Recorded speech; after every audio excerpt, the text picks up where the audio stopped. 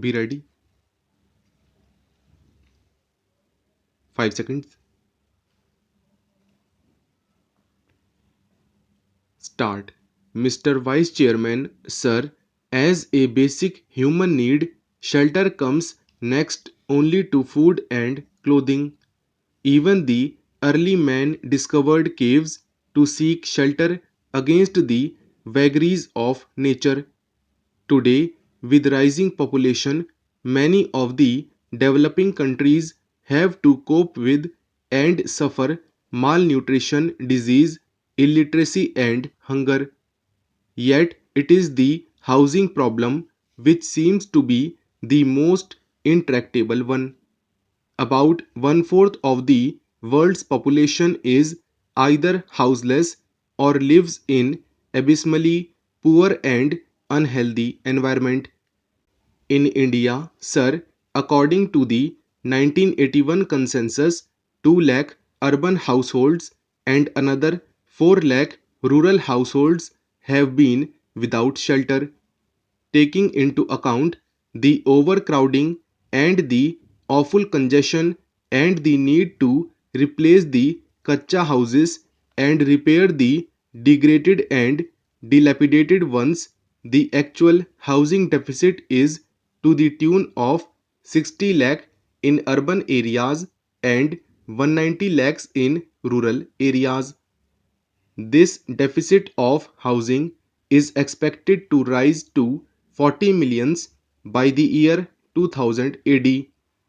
Sir, 20 to 25% of the urban population in India lives in slums which lack or are totally without basic services. Another 20% of the urban population consists of households that are slum dwellers and live in single room units. Sir, this is the housing scenario in our country at the moment. In the early years of our planning with the weak economy that was inherited at the time of independence, housing was not on the top of national agenda. The first priority obviously was to provide food for the people. A massive national program and endeavor has resulted in self-sufficiency in food, and we can be legitimately proud of our industrial progress also. In the sphere of communications and health services, we have made major strides, and the government has also intervened to ensure that clothing is provided reasonably to people in the country. With a fair amount of success in the other spheres, the attention now has obviously to turn to housing and, of course, to education. In the last decade, quite a few schemes were promoted for encouraging housing activity. Conscious that housing is a crucial activity not only for providing vitally important shelter but also for improving the quality of life besides contributing significantly to the national income, employment generation, government has now come forth with this national housing policy. Sir, it brings me to the state of the capital market vis-a-vis the budget. I would have expected as a student of economics, given the budgetary dispensation, the capital market should have shown some buoyancy. But it seems that optimism is not really evident so far as our investors and entrepreneurs are concerned. There are refreshing message for the export oriented industry. There are refreshing messages for a segment of the textile industry, particularly the artificial fiber sector. So far as the electronics sector is concerned, considerable relief has been provided.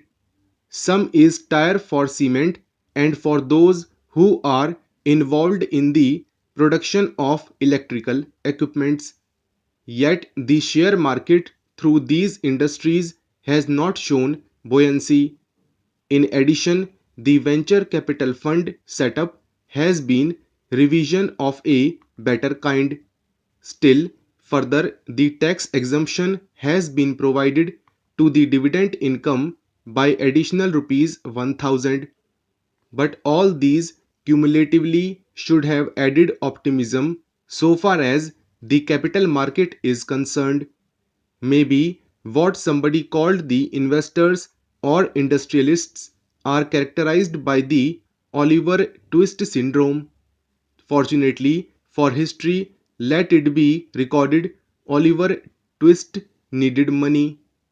I am not so sure, as my friend indicated, whether the same is true for our investors.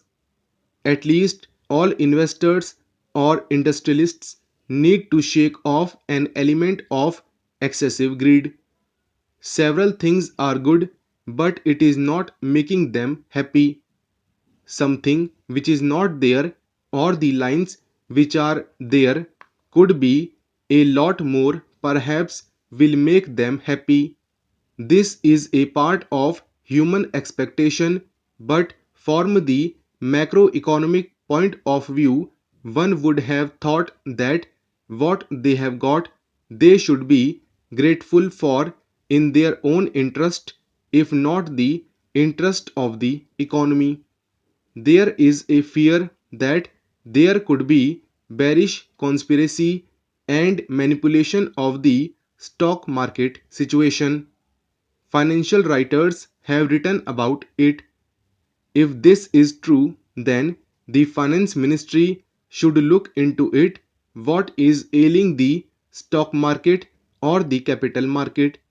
Some reforms are underway, but perhaps much more needs to be looked into so that things begin to move better than what it is. Related to that is the question of extension of resource base. We have been talking about expansion of the tax base. We should be also talking about expansion of the investment base. The green revolution area has a liquidity. The disposable income of prosperous farmers level is good, but plowing that back through the equity channels, or rather through the other instruments of finance, remains a relatively neglected area.